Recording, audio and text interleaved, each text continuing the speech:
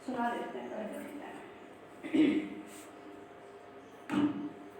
आज प्रकरण आता है ज्ञान से ही परासिद्धि या परमार्थ प्राप्ति का प्रतिपादन तथा ज्ञान के उपायों में सत्संग एवं सत्शास्त्रों के स्वाध्याय की प्रशंसा। वशिष्ठ जी कहते हैं, रघुनंदन परम ब्रह्म परमात्मा देवताओं के भी देवता हैं। उनके ज्ञान से ही परम सिद्धि मोक्ष की प्राप्ति होती है। क्लेश युक्त सकाम कर्मों के अनुष्ठान से नहीं, संसार बंधन की निवृत्ति या मोक्ष की प्राप्ति के लिए ज्ञान ही साधन है। देखो, जब हमें ज्ञान नहीं होता है तब जो भी कुछ होता है हमारे पास, उसके साथ जो है कीचड़ भी मल भी लग जाता है। कैसे लग जाता है? जो ज्ञानी होता है बड़ा गहरा होता है, और जो ताल तलैया होती बड़ी ही उछली हुई होती, जरा से में ही बड़ा उछलने लगती है, बड़ा उनके अंदर अभिमान। और तो वो जो कुछ भी होता है वो भी जो है फिर भगवान की दृष्टि में महत्व उसका शून्य हो जाता है। तो कहते हैं कि भजन और भोजन दोनों ही गुप्त होने चाहिए। जितना गुप्त हो उतना ही अच्छा है। जितना ये प्रकट हो जाते हैं, जहाँ पर प्रकट करने की जरूरत है बस वही ही प्रकट करना चाहिए। ज्ञान के अतिरिक्त सकाम कर्म आदि का इसमें कोई भी उपयोग नहीं है, क्योंकि मृत तृष्णा में होने वाले जल के भ्रम का निवारण करने के लिए ज्ञान का ही उपयोग देखा गया है। ज्ञान से ही उस भ्रम की निवृत्ति होती है, किसी कर्म से नहीं। सत्संग तथा सत्शास्त्रों के स्वाध्याय में तत्पर होना ही ब्रह्म ज्ञान की प्राप्ति में हेतु है। तो जो ब्रह्म है, ईश्वर है, परमात्मा है, उसको पाने के लिए ज्ञान साधन है। तो वो ज्ञान हमारा जो है कभी बाधक नहीं बन सकता है, चाहे हम घर के काम करें, चाहे संसार के काम करें। तो जैसे कि भगवान दत्तात्रेय थे, वो अपना ऐसे ही औगड़वानी बन के ही घूमा करते थे। उनको हर कोई नहीं पहचान पाता था, जड़ भरत जी थे। जब वो ज्ञानी हो गए तो संसार में ऐसे ही भूतों की तरह बिल्कुल विचरण करते थे। तो एक तो ये होता है, जो परम भक्त होता है, ज्ञानी होता, सोचता है कि हम अपनी पहचान को जितना ही छुपाए रखें उतना ही ज्यादा अच्छा रहता है, और जितना ही इसका प्रचार प्रसार हो जाता है उतना ही जो है आपदाएं और तमाम जो है विषम स्थितियां भी उत्पन्न होने लगती। क्योंकि संसारियों का स्वभाव क्या होता है, वो सोचते हैं कि बस कुछ ऐसा हमको जो है तुरंत चमत्कार यंत्र मंत्र मिल जाए, इनसे हम इसे न केवल अपना हम लाभ ले लें। क्योंकि हमने लोगों को भगवान को भी गाली देते सुना है। बड़े बड़े शंकराचार्य संत महात्मा है, उनको भी लोग जो है टीका टिप्पणी कर देते हैं। तो जो परम भक्त होते हैं, जो वाकई है, तो सोचते हैं संसार में केवल जो है अपना हम काम चुपचाप तरीके से करते रहे, कहीं भी बखानने की जरूरत नहीं। क्योंकि जिसको पहचानना है वो केवल ईश्वर ही हमको पहचाने। ईश्वर ही जो है बस मेरा सत्य जन है। संसार सत्य जान भी लेगा तो भी जो है वो नहीं उसको उतना महत्व देगा, लेकिन परमात्मा उसके बदले मेरा पता नहीं कितना दे देता है, जितना हम सोच भी नहीं सकते। ब्रह्म ज्ञान की प्राप्ति में हेतु है सत्संग, वह स्वाभाविक साधन ही मोह जाल का नाशक होता है। यह परमात्मा सत स्वरूप ही है। ऐसे ज्ञान मात्र से ही जीव के दुख का निवारण होता है तथा वह जीवन मुक्त अवस्था को प्राप्त होता है।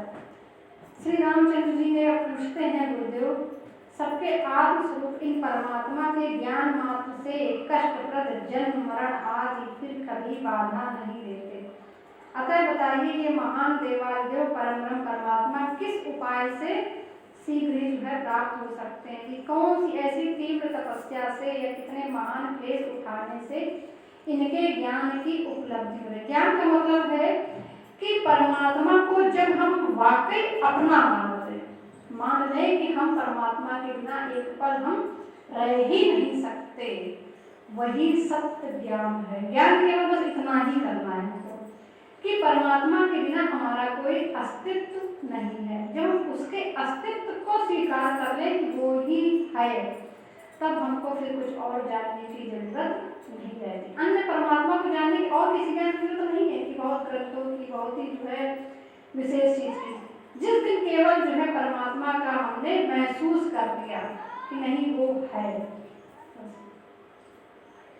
वशिष्ठ जी ने कहा, श्री राम अपने पौरुष जनित प्रयत्न से विकास को प्राप्त हुए विवेक के द्वारा उन परमात्मा देव का यथार्थ ज्ञान होता है। पौरुष यानी कि मेहनत के द्वारा। इसलिए पुरुषोचित प्रयत्न के द्वारा भवरोग के निवारण के लिए मुख्य औषधों का संग्रह करना चाहिए। सत्शास्त्रों का अभ्यास और सत्पुरुषों का संग, ये दो प्रधान औषधियां संसार रूपी रोग का नाश करने वाली हैं। यानी कि सत्संग, ज्ञान, संत, महात्मा तभी तक आवश्यक है जब तक कि हमारा मन जो है बिल्कुल स्वच्छ निर्मल ना हो जाए सदा के लिए, इससे संसार से उपरत ना हो जाए। इस संसार को हटाने के लिए अगर हो सकता है, राजा परीक्षित थे, उनको आखिरी में उनको सर्प ने डसा। सर्प ने डसने से पहले कह दिया भविष्यवाणी में कि 7 दिन उनको जो सर्प बासुकी नाग डस लेगा, तक्षक नाग आगे डस लेगा, अब हमारी मृत्यु निश्चित है। तो उस समय उनको ये ज्ञान हो गया कि अब मेरी मृत्यु निश्चित है। तो हमको जो है अब क्या करना है, केवल हमको उस परम तत्व का ही अनुभव कर लेना है। जब यहाँ से हमको इनके बीच से चले ही जाना है, तो हम इनका अभ्यास, इन लोगों के साथ रहने का बार बार अभ्यास हम क्यों कर रहे हैं? या तो ये लोग हमारे साथ हमेशा के लिए परमानेंट हर पल रहने वाले साथ 24 घंटे 365 दिन, 24 घंटे 365 दिन और पूरी जितनी उम्र है, ऐसा कौन व्यक्ति है कि जो किसी के साथ निरंतर रह सकता है? पता नहीं आपत्ति विपत्ति हो सकता है कि लैट्रिन के अंदर बैठे हो, ईंट गिरनी हो और कितना ही दोस्त हामी भर रहा हो कि नहीं तुम्हारा साथ देंगे साथ देंगे साथ देंगे, और उसके साथ के चक्कर में भगवान का भजन भी छोड़ बैठे। कितने लोग छोड़ बैठते हैं, कितना विश्वास रखते हैं सभी संबंधियों पर, है ना? इसीलिए सारे जो है संबंध मजबूत करते रहते हैं। तो उस समय भी कहाँ से वो मित्र काम आ पाएगा, कहाँ से वो सगा संबंधी काम आ पाएगा जब मौत आनी है? तो ये बस यही ज्ञान की आवश्यकता है कि हमें जो उस क्षण पे ज्ञान हो जाए कि नहीं, उस क्षण पे जो है केवल हमारा परमात्मा ही साथी है। इस जगत में संपूर्ण दुखों के विनाश की सिद्धि के लिए एकमात्र पुरुष प्रयत्न ही प्रधान साधन है। उसे छोड़कर दूसरी कोई गति या उपाय काम दे सके यह संभव नहीं। रघुनंदन, आत्मज्ञान की प्राप्ति के लिए अपेक्षित उस पुरुष प्रयत्न का स्वरूप कैसा है जिसका पूर्णतया पालन करने से राग द्वेष में महामारी शांत हो जाती है? यह बताता हूँ, सुनो। कह रहे हैं कि वो पुरुष प्रयत्न कौन सा है, पौरुष कौन सा है?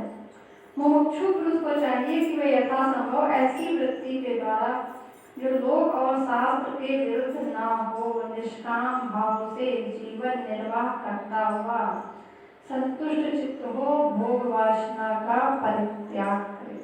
निष्काम भाव से अपने जीवन का निर्वाह करता हुआ जो भी भोग मिला है उसमें ही संतुष्ट रहते हुए अपना जीवन यापन करता है।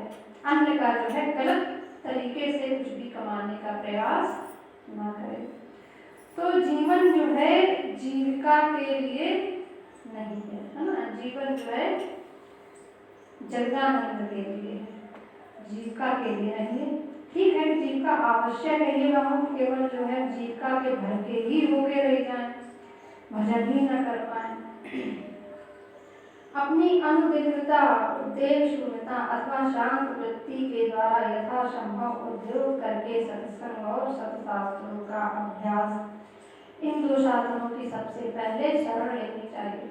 तो सबसे पहले सत्संग करना चाहिए, है ना? लेकिन सत्संग भी हमें कहाँ करना चाहिए? सबसे पहला सत्संग तो जो है गुरु के साथ तो हो तो वो ठीक है, किसी सत्संग में जाने से हो वो ठीक है, स्वयं के साथ अपना सत्संग सबसे पहले होना चाहिए। अपने साथ अपना ही संवाद में खुद से करना चाहिए ना। सबसे पहले खुद से अपने आप से बात करते रहना चाहिए, खुद को तैयार करना चाहिए, हर पल जो है ये प्रयास करते रहना चाहिए कि नहीं हम जो है भगवत शरण में ही लगना है, स्वयं को शांत रखना है, इस संसार में उलझना नहीं है। तो अपने मन को ही हम जो है जब सबसे पहले शिष्य बना लें, सबसे पहले अपने मन को हम शिष्य बनाएं और खुद ही हम गुरु बने। किसी दूसरे गुरु की शरण में जाने से पहले खुद हम गुरु बने। जब तक हम खुद गुरु नहीं बनेंगे दूसरा कोई भी गुरु उद्धार नहीं कर सकता है, दूसरा कोई गुरु उद्धार नहीं कर सकता है। जो पुरुष प्रारब्ध के अनुसार जो कुछ भी मिल जाए उसी संतुष्ट रहता है, सत्पुरुषों अथवा शास्त्रों द्वारा निंदित वस्तु की ओर आंख उठाकर नहीं देखता और सत्संग एवं सत्शास्त्रों के अभ्यास में तत्पर रहता है, वह शीघ्र ही मुक्त हो जाता है। सबसे बड़ा सत्संग यहाँ पर सत्संग आप 1 ही घंटा कर सकते हैं, या करके ना 1.5 घंटा, कभी कभी तो हम भी किसी काम में हो जाए तो नाम भी मिल पाए, मन भी मिले, तो मन उदास हो सकता है कि आज नहीं जा पाए या वो नहीं मिली, कोई आपको भी बाधा कारण मिले। तो हम जहाँ पर भी जिस भी स्थिति में हो, परिस्थिति में हो, स्वयं को उपदेश देते रहें। स्वयं को उपदेश देना बहुत जरूरी है, निरंतर। सबसे हम खुद के गुरु बने, सबसे पहले खुद को हम उपदेशित हर वक्त करते रहे। किसी ने अगले ने कुछ गलत भी कह दिया, अपशब्द भी कह दिया, बुराई भी कर दी, तो उस समय भी सबसे पहले हम खुद को समझाएं कि अगर हमने 10 मिनट भी इससे उलझ गए तो क्या हुआ, हमारा वो 10 मिनट तो चला गया हमेशा के लिए, लेकिन उस 10 मिनट में उलझ करके ना करके हम उस समय शांत होकर के भगवान का ध्यान कर लिया, वो 10 मिनट के खाते में आपके जमा हो गए ना। तो यही छोटी छोटी पूंजी है जो हम बहुत बड़ा सागर बना सकते हैं, परलोक की कमाई इकट्ठी। यही चालाकी है, यही हमारा स्वार्थ है। सबसे पहली चालाकी यही है कि हम इस तरीके के चालाक बने। अब क्या होता है, वो किसी के यहाँ कुछ रहा है, जबरदस्ती झाँक रहा है, खड़े होकर अपना टाइम बर्बाद कर रहे हैं।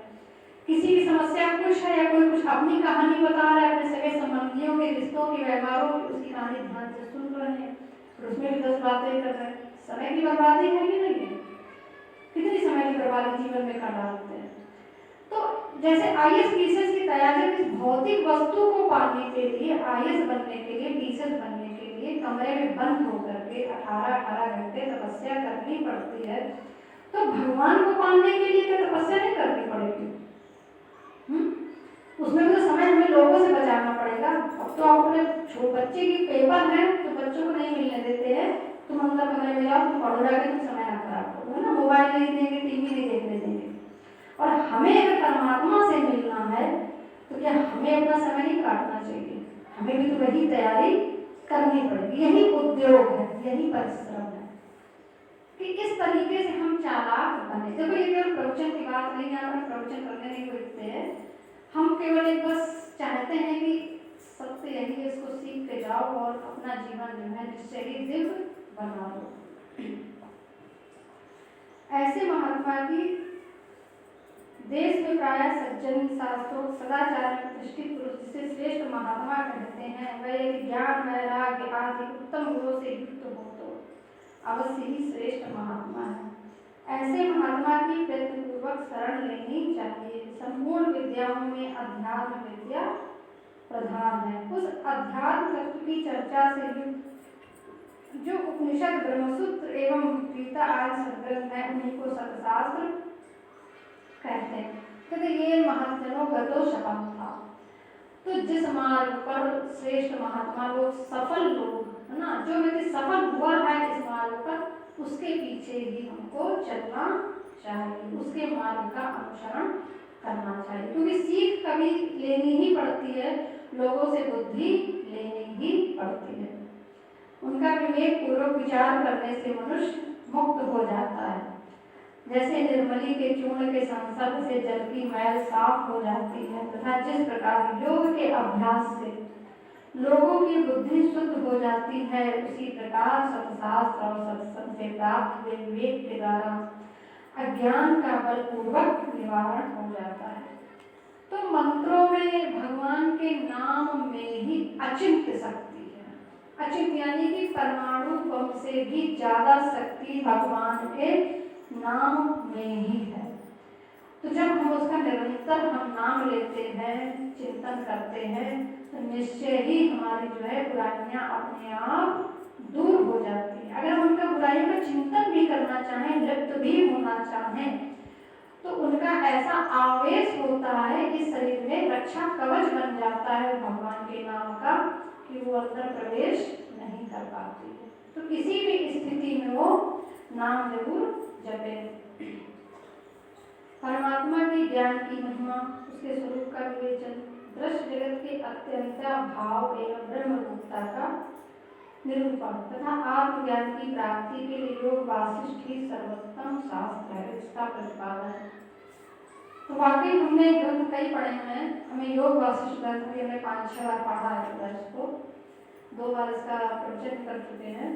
वाकई सबसे श्रेष्ठ और प्रिय ग्रंथ है मेरा, क्योंकि इसमें एक एक लाइन में इतना गूढ़ ज्ञान है कि जब इसको पढ़ो, चिंतन करो, तो लगता है संसार से हम ऊपर उठ गए, तो इनकी एहसास होता है कि हम किसी दिव्य लोक में आ गए हैं। वशिष्ठ जी कहते हैं, नंदन, जिस परमात्मा देव की चर्चा की गई है वे कहीं दूर नहीं रहते हैं, सदा शरीर में ही स्थित है और चिन्मय चेतन रूप से विख्यात है। देखो इसकी लाइन क्या है कि परमात्मा जो है शरीर में ही, अपने ही शरीर में वास कर रहे हैं, है ना। अब देखो यहीं पर भाव की स्थिति आती है कि हमारे शरीर में जब परमात्मा है, तो क्या आप लोग के शरीर में नहीं है? अगर इसी जगह पर ज्ञान नहीं होगा तो क्या होता है, अहंकार आ जाता है भक्ति में भी, कि हम तो बड़ी श्रेष्ठ भक्ति कर रहे हैं।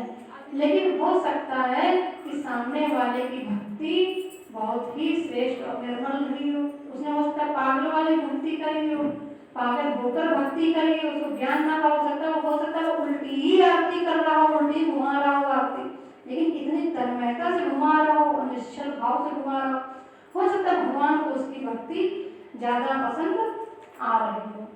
तो इसलिए जो कभी भी किसी के प्रति ये नहीं सोचना चाहिए कि हम जो है उच्च स्थिति में है और अगला जो है निम्न स्थिति में है। तो संसार में चक्र ऐसा है, जो आज ऊपर है वो कल नीचे जा सकता है, जो नीचे है वो ऊपर जा सकता है। पता नहीं कब कौन से किस जन्म का कर्म कब उदय हो जाए। तो बड़ी सावधानी की आवश्यकता है अपने मन में, नहीं कि जो है हम बड़े श्रेष्ठ हैं, ये भाव कभी नहीं लाना चाहिए। हमेशा श्रेष्ठ करने की सोचते रहो कि हम श्रेष्ठ करेंगे। विपरीत परिस्थिति होगी, अगला हमको गाली भी देगा तो भी हम जो है दिव्यता से, साधारणता से, दर्जता से, शांति से उसकी गाली का जवाब देंगे, कि जिससे कि उसको, क्योंकि वो तो जो है अज्ञानी है तभी हमको गाली दे रहा है। अगर हमको ज्ञान है, हमने भी उसका वैसा ही रिप्लाई कर दिया, तो क्या हम कर रहे हैं? हमें तो अगर हमारे अंदर वास्तव में ज्ञान और भक्ति है, तो उसको जो है अपना सहृदय बनाना है, यानी कि अपने हृदय के करीब लाना है, ना कि दूर कर देना है। कहते हैं भगवान, यही चिन्मय चंद्रशेखर शिव है, यही चिन्मय गरुड़ वाहन विष्णु है, यही चिन्मय सूर्य है तथा यही चिन्मय ब्रह्म है। कार्य कारण स्वरूप इन परम ब्रह्म परमात्मा का साक्षात्कार हो जाने पर इस साधन परायण हृदय की गांठ खुल जाती है। जब हम परमात्मा का जो है हमको साक्षात्कार हो जाता है, इनके कार्यों का और इनके कारण, यानी क्यों है ये परमात्मा, किस कारण जो है ये परम आत्म तत्व है, जब इसका ज्ञान जैसे ही हमको होता है तो सारी ग्रंथियां अपने आप खुल जाती हैं, संपूर्ण संशय छिन्न भिन्न हो जाते हैं, संपूर्ण शुभाशुभ कर्म नष्ट हो जाते हैं। देखो शुभ और अशुभ, शुभ कर्म भी अच्छी बात है इस संसार के लिए, अशुभ जो है गलत बात है। तो लेकिन हमें जब मोक्ष और मुक्ति के लिए क्या करना है, शुभ और अशुभ दोनों से हमको परे जाना है, दोनों से ही हमको ऊपर उठना है, ना अच्छाई में ना ही हमको बुराई में। यानी कि एक हमको कौन सा भाव होना है, एक केवल एक है, क्योंकि परमात्मा में सब कुछ है। परमात्मा का स्वभाव ही ऐसा है कि उसमें सब कुछ व्याप्त है, लेकिन वो हर किसी में, हर चीज में नहीं, वो सत्य है। क्योंकि भागवत का भी पहला ही ग्रंथ सच्चिदानंद सत्य पहला ही जो है आया है, उनके नाम में भी सबसे पहले। श्री राम जब परमात्मा का ज्ञान हो जाता है तब विश्व के वेग शांत होने पर जैसे विसूचिका मिट जाती है, उसी प्रकार संपूर्ण दुखों की परंपरा नष्ट हो जाती है। तो जो दुखों की दुख यानी कि लगातार निरंतर आ रहे हैं संसारियों के पास, है ना, तो जिसको जितना परमात्मा के पास पहुंचता चला जाता है, दुख अपने आप ही नष्ट होते चले जाते हैं। श्री राम जी ने पूछा, ब्रह्मांड जिनका ज्ञान या साक्षात्कार होने पर मन संपूर्ण मोह माया सागर के पार हो जाएगा, उन परम ब्रह्म परमात्मा का यथार्थ स्वरूप कैसा है? करें उनका स्वरूप बताइए तो कैसे है? वसु जी ने कहा, जिस ज्ञान रूपी महासागर में नाश आदि विकार के बिना ही ज्यों के त्यों स्थित हुए इस संसार का अत्यंत अभाव ही सिद्ध होता है, वही परमात्मा का स्वरूप है। पहली बात तो है कि भक्तों को जब यही महसूस होना, बुरा लगना बंद हो जाए, अपमानित होना जो है वहां पर भी महसूस होना बंद हो जाए, द्वेष भी जो है खत्म होने लगे, तो समझिएगा कि आपकी भक्ति जो है प्रगाढ़ हो रही है। कुछ लोग क्या होते हैं, जरा जरा सी बातों पे बहुत ही विचलित हो जाते, बहुत दुखी हो जाते, जरा सी कुछ मिल जाती तो बहुत ही ऊपर उछलने लगते हैं ना। तो ये भक्तों की पहचान होती है कि भक्ति हम अगर कर रहे हैं तो उसका कैसा स्वरूप हो। जो परम चिन्मय होने के कारण अत्यंत सूक्ष्म होकर भी अज्ञानी जनों की दृष्टि में विशाल पाषाण की भांति स्थूल रूप से स्थित प्रतीत होता है तथा अजड़ चिन्मय होता हुआ भी मूढ़ मनुष्यों के अंतःकरण में जड़ के तुल्य ही जान पड़ता है। तो क्या है कि परमात्मा जो है हो सकता है बहुत वाकई ज्ञानी हो, परम भक्त हो और आपके सामने क्या प्रकट रहता हो, मूर्ख बन के, जड़ बन के, अज्ञानी बन के, संसार उसका उपहासी उड़ाते रहे, देखो बिल्कुल बेवकूफ है, कपड़े लत्ते की तमीज नहीं, जो बनाता है वैसे उठपटांग पहने घूम रहा है, पागलों जैसी बात करता है, पागलों जैसी इसकी चेष्टाएं हैं। तो जड़ में चेतन हो सकता है और चेतन में जड़ हो सकता है। हो सकता है कि वो दिखने में कुछ भी ना हो, लेकिन उसको जड़ भरजित थे। जब जो है जंगल में ऐसे ही पड़े हुए थे, राजा रघुगढ़ की पालकी जा रही थी, तो उनका जो एक हार बीमार पड़ गया, उनका हार ढूंढ लाऊं, तो मोटे हष्ट पुष्ट पड़े हुए थे अपना इसी सड़क पे, पकड़ लाए उनको, लगा दिया। तो उनसे कहने लगे कि अब तो वो तो अपना भगवान के ध्यान में खोए हुए थे, उनको ये परवाह थोड़ा थी कि राजा को पकड़ के लाए मृत्यु दंड दे सकते हैं, तो राजा की पालकी ठीक से उठाए। वो तो अपना भगवान के ध्यान में ही चल रहे थे, ठीक उनके कंधे पे पालकी रख दी तो रख दी, कभी उनका पैर ऊपर पड़ रहा, कभी नीचे पड़ रहा, कभी आगे कभी पीछे, कभी दाएं कभी बाएं। तब उन्होंने कस के तीनों का हारों ने कहा कैसा चल रहा है, राजा को शिकायत करते हैं। तो राजा रघुगढ़ ने कहा तू मूर्ख है क्या, बेवकूफ है, तुझे मालूम नहीं कि राजा जो है तेरे कंधों पे बैठा है, इस पालकी में बैठा है। तब उन्होंने क्या जवाब दिया कि मेरे कंधों पे कौन बैठ सकता है, इस पृथ्वी के ऊपर मेरे पैर हैं, पैर के ऊपर मेरा धड़ है, धड़ के ऊपर मेरा कंधा है, कंधे के ऊपर पालकी है, पालकी के ऊपर आप है, तो सारा भार तो उठा रखा है पृथ्वी माता ने, मैंने किसका भार उठा रखा है, मैं तो उनको नमन कर रहा हूँ, मैं तो उनको धन्यवाद दे रहा हूँ। जब इतने ज्ञान की बात सुनी कि पागल दिखने वाला आदमी जो सड़क पे लौट रहा है, पड़ा हुआ है, इतना ज्ञान है, तो राजा रघुगढ़ वहीं पर पालकी से नीचे उतर पड़े। तो भक्त की पहचान करना सरल नहीं है, पता नहीं किस देश में भक्त रहता हो, परम भक्ति उसके अंदर हो सकता है उसको खुद भी न ज्ञान हो कि हम भगवान को बहुत चाहते हैं, भगवान के प्रति मेरा बहुत प्रेम है, क्योंकि जौहरी ही केवल जो है हीरे की पहचान कर सकता है। हीरा क्या किसी से कहता है कि मैं हीरा हूँ? हीरा किसी से नहीं कहता मैं हीरा हूँ। जौहरी जब उसको पहचानता है तभी हीरा बताता है कि ये तो हीरा है ना। हीरा भी नहीं बोल सकता, प्रकाश भी नहीं बता सकता है कि मैं प्रकाश हूँ, सूरज भी कभी नहीं कहता कि मैं सूरज हूँ। दुनिया कहती है कि नहीं तुम सूरज हो, तुम्हारे पास हम टिक नहीं पा रहे हैं।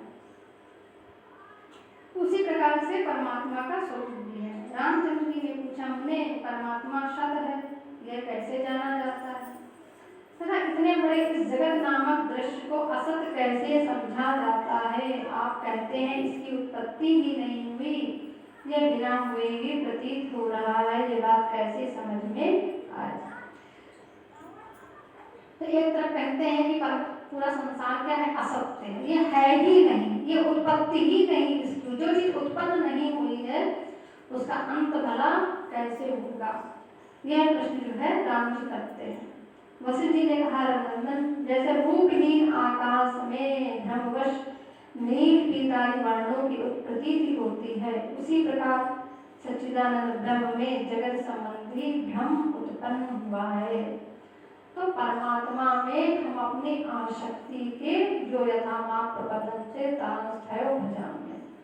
भगवान कहते गीता में कि जो मुझे जिस प्रकार भजता है मैं उसको वैसा ही दिखाई पड़ता हूँ, मैं उसको वैसा ही दिखाई पड़ता हूँ।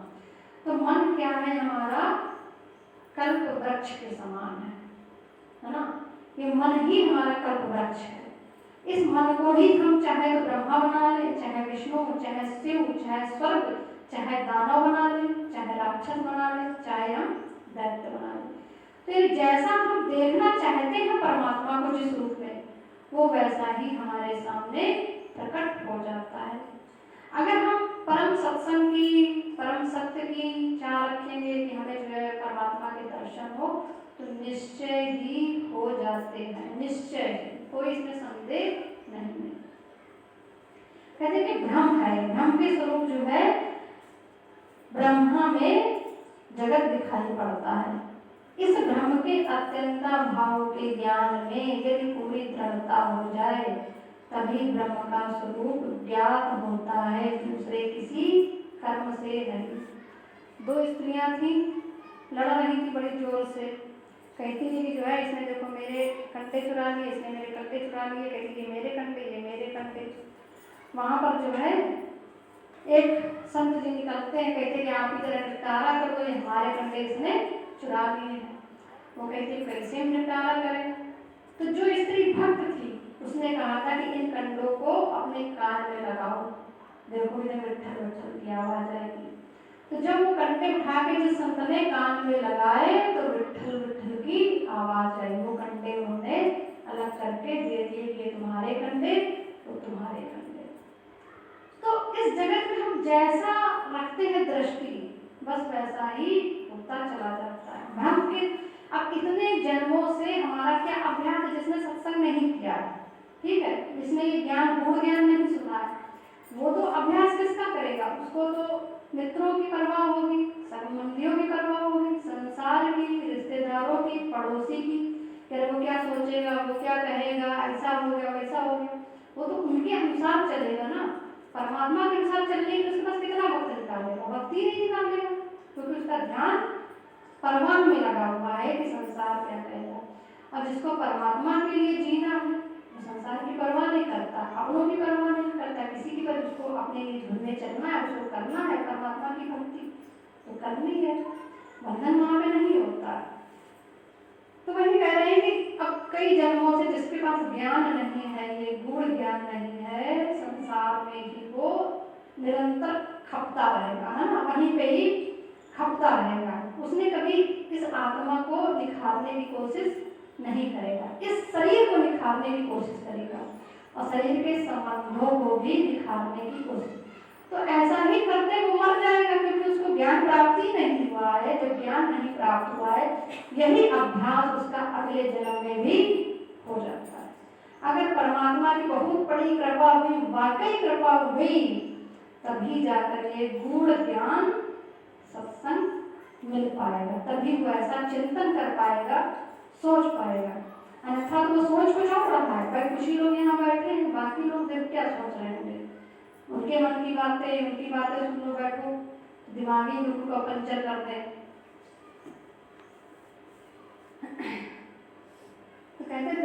अत्यंत अभाव के सिवा दूसरी कोई शुभ गति नहीं है।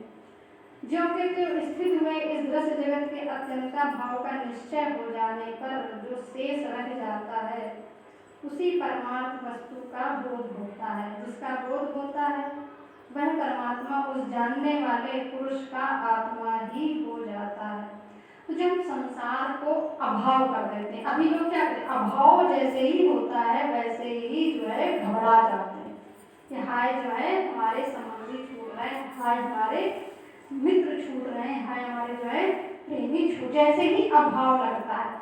यहाँ पर कहा गया है कि हमको इस संसार का ये अभाव जब हमारा पक्का हो जाता है और भाव को पक्का करना है और अभाव को भी पक्का करना है। परमात्मा के प्रति भाव और संसार का अभाव जब हमारा जितना पक्का होता चला जाएगा उतना ही हमें ब्रह्म की अनुभूति होने लगेगी। असत पदार्थ की सत्ता नहीं होती और सत वस्तु का कभी अभाव नहीं होता। जो वस्तु स्वभाव से है ही नहीं उसके निवारण में उसे मिथ्या समझकर त्याग देने में कौन सी कठिनाई है। लेकिन कठिनाई क्या होती है, मालूम सब कुछ है, सबको सत्य मालूम है कि सत्य हरि भजन जगत सब सपना, है ना, फिर भी जो है त्याग करने में बड़ी कठिनाई महसूस होती है। 1 घंटा ही त्याग करके कहीं तुम सत्संग में नहीं बैठ लो, दुनिया के बहाने, दुनिया के काम, दुनिया की चीजें रुकने लगती है, जीवन वहीं पर रुक जाएगा उनका। फिर पूरा समर्पण कैसे कर सकता है व्यक्ति, पूरी जिंदगी हम समर्पित प्रभु में कर सके, सवाल ही नहीं उठता जब 1 घंटा व्यक्ति समय नहीं निकाल पाता। पहले यह जो विस्तृत जगत दिखाई देता है पहले उत्पन्न नहीं हुआ था, यह चिन्मात्र होने के कारण निर्मल आत्मा में ही कल्पित है, अतः ब्रह्म रूप ही है, उससे अतिरिक्त इसकी कोई सत्ता नहीं है। जगत नाम से यह न कभी उत्पन्न हुआ, ना है और ना ही दिखाई देता है। जैसे सोने में कल्पित कटक कुंडल के आभूषण, भाई सोने से आप कोई भी आभूषण गढ़ लीजिए, आकार डिजाइन आपने दे दिए, मूल जो उसको पीट दो, हटा दो, गला दो, फिर सोने की बट्टी बन जाएगी, कहेगा तो वो सोना का सोना। मिट्टी का बर्तन फूटता है तो मिट्टी ही हो जाता है। तो ब्रह्म क्या है, संसार में प्रकट किया है, भगवान ने अपने आप को वस्तु के रूप में भी प्रकट किया है, तीर्थों के रूप में भी प्रकट किया है, मनुष्य के रूप में भी प्रकट किया है, पशु के रूप में भी प्रकट किया है। भगवान ने अहमात्मा गुणाकेशा सर्वभूताशय स्थिता, मैं सभी की आत्मा हूँ, मैं हर व्यक्ति हर वस्तु में मैं ही हूँ। तो जो ज्ञानी है वो जो है फिर किसी से द्वेष नहीं करते हैं, उनकी गलत बातों का भी उनको बुरा लगना बंद हो जाता है। बुराई उनके अंदर क्या होता है, अपने आप ही उनके अंदर परमात्मा की मस्ती आए। जिसको बुरा लगेगा उसके चेहरे पर हंसी नहीं आएगी, है ना। जिसको सब कुछ अच्छा लग रहा है वो ही तो खुश है निरंतर, वो ही तो खुश रहेगा। अब जिसके अंदर कुछ बुराई है, कुछ टेंशन है, वो खुश नहीं रह पाएगा। तो अतः इसके परिमार्जन में इसे असत समझ लेने में क्या परिश्रम है। कह रहे हैं कि इसको असत्य समझ लो, समझने में तुम्हें क्या परिश्रम लगता है। अब मैं बहुत सी युक्तियों द्वारा इस विषय का कुछ विस्तार के साथ इस तरह प्रतिपादन करूंगा जिससे तुम्हें परमात्म तत्व का स्वयं ही अनुभव हो जाता है। जो पहले सृष्टि के आरंभ में उत्पन्न ही नहीं हुआ उसका यहाँ अस्तित्व कैसे हो सकता है। मरुभूमि में नदी की सत्ता असंभव है ना, रेगिस्तान में नदी नहीं हो सकती है। ब्रह्म से प्रतीत होने वाले चंद्रमा में ग्रह भाव कैसे हो सकता है, जैसे बंध्या का पुत्र नहीं हो, यानी कि जो बांझिन है उसके पुत्र की कल्पना हो ही नहीं सकती। मरुभूमि में भी जल सरका नहीं बह सकती, आकाश में भी जिस प्रकार से वृक्ष नहीं हो सकता उसी प्रकार से जगत भी भ्रम है। भ्रम तो है ही, व्यक्ति हर व्यक्ति कितना आप लोग को भ्रम में डाले रहता है। कोई किसी के बारे में कुछ समझा देता है, कोई किसी के बारे में कुछ समझा देता है, भ्रमित हो जाते हैं, डमाडोल होने लगते हैं। क्या कह दिया, अपना विचार नहीं कर पाते और दूसरों के विचार से प्रभावित हो जाते हैं। वह सब रोग शोक से रहित ब्रह्म ही है जो कुछ यहाँ दिखाई देता है। इस विषय का मैं आगे केवल वाणी द्वारा ही नहीं युक्तियों से भी प्रतिपादन करूंगा। अब रामचंद्र जी पूछते हैं, कहते हैं यह किस युक्ति से जाना जा सकता है, कैसे हम इसको सिद्ध कर सकते हैं यह जगत ब्रह्म ही है। वशिष्ठ जी कहते हैं कि जिसकी यह मिथ्या ज्ञान रूपणी सूचिका चिरकाल से दृढ़मूल हो गई, इसी का नाम जगत है, इसी को अविचार कहते हैं। यह ज्ञान के बिना नहीं जो है हटती है।